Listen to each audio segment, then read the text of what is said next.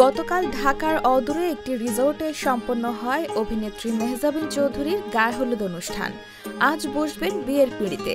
স্বামী আদনান আল রাজীব পেশায় প্রযোজক ও পরিচালক। তাদের দুজনের মধ্যে দীর্ঘদিন ধরে প্রেম ও বিয়ের গুঞ্জন ছিল। সেই গুঞ্জন সত্যি হতে চলেছে আনুষ্ঠানিকতার মাধ্যমে।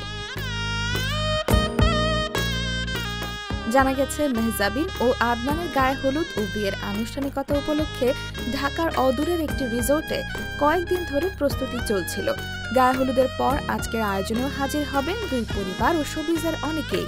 একই স্থানে হবে বিয়ের আয়োজন। এর আগে 14 ফেব্রুয়ারি ভালোবাসা দিবসে ঢাকার এক আবাসিক এলাকায় একটি রেস্টুরেন্টে মেহজাবিন ও আদনানের আক্ত সম্পন্ন হয়। বিয়ের আমন্ত্রণ পত্রে ইংরেজিতে লেখা মহিউদ্দিন চৌধুরী ও গাজালা চৌধুরীর আদরের কন্যা মেহজাবিন চৌধুরীর সঙ্গে বাসাদুল আলম ও সাবিকুন নাহারের ছেলে আদনান আল রাজীবের বিয়েতে আপনি সাদরে আমন্ত্রিত। মেহজাবিন চৌধুরী ও আদনান আল রাজীব প্রেম করছেন। 7 বছর ধরে বিনোদন অঙ্গনে অনেকটা ওপেন সিক্রেট হলেও এই বিষয়ে প্রকাশ্যে কখনো মুখ খোলেননি তারা।